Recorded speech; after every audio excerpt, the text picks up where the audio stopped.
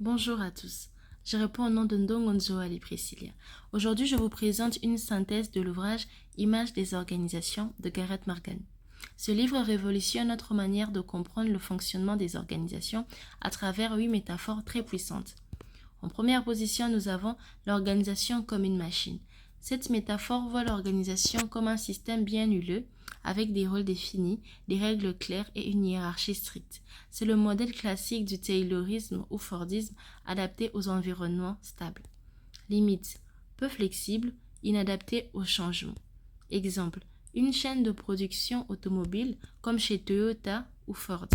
Chaque employé a une tâche précise. Les processus sont standardisés, les horaires sont stricts et tout est optimisé pour la productivité. Dans le simple but d'avoir une efficacité maximale, zéro erreur. Ici, retenons tout simplement que tout est structuré et hiérarchisé, chaque personne a un rôle précis au sein de l'organisation. En deuxième position, nous avons l'organisation comme un organisme. Ici, l'organisation est comparée à un être vivant qui s'adapte à son environnement pour survivre. Cela met l'accent sur le besoin des employés, des marchés et l'équilibre interne. Exemple, une entreprise qui adapte sa stratégie selon le besoin du client. En troisième position, nous avons l'organisation comme un cerveau. L'entreprise est vue comme un système intelligent capable d'apprentissage, des mémoires et des traitements d'informations.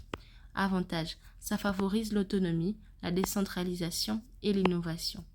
Exemple, nous avons des entreprises apprenantes et des intelligences collectives. En quatrième position, nous avons l'organisation comme une culture.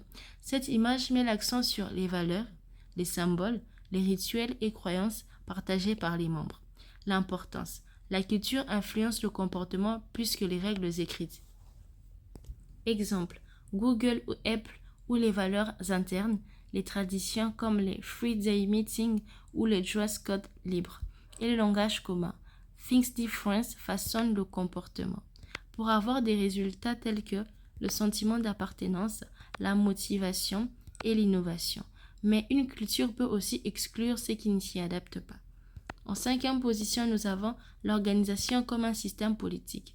L'entreprise est un lieu de pouvoir, d'intérêts divergents, de conflits et de négociations. Exemple, lutte d'influence, des jeux politiques et de coalitions internes. En sixième position, nous avons l'organisation comme un système physique. Elle reflète les désirs inconscients, les peurs, les projections des individus. Nous avons une approche psychanalytique. On y trouve des tensions, des blocages émotionnels. Par exemple, une entreprise où le dirigeant projette ses peurs, en contrôlant excessivement ses équipes, ou un climat où les employés refoulent leurs frustrations jusqu'à l'épuisement. C'est une lecture qui est psychanalytique. Nous retrouvons des tensions, des blocages, des conflits internes peuvent venir de l'inconscient collectif ou individuel. Ici, retenons tout simplement que l'organisation est vue comme un lieu qui emprisonne les esprits à cause des habitudes, des peurs et des conditionnements. En septième position, nous avons l'organisation comme un flux et une transformation. Inspirée des systèmes ouverts de la pensée complexe, l'organisation évolue constamment, se transforme, s'adapte aux flux internes et externes. Par exemple, nous voyons l'innovation, le changement organisationnel. Ici, c'est l'image du changement permanent. L'organisation est vue comme un processus dynamique en évolution constante. En huitième et dernière position, nous avons l'organisation comme un instrument de domination. Cette image critique montre comment certaines structures exploitent ou contrôlent les individus au profit d'une élite. Par exemple, nous avons multinationales exploitant des salariés. Ici, elle met en lumière les organisations comme outils de contrôle ou d'exploitation. Conclusion.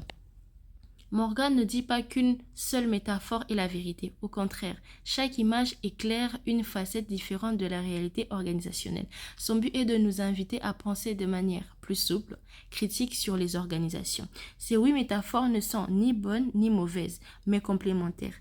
L'idée de Gareth Morgan, c'est qu'aucune vision unique ne suffit pour comprendre une organisation. Plus on utilise d'images, plus notre analyse est riche et efficace. Merci.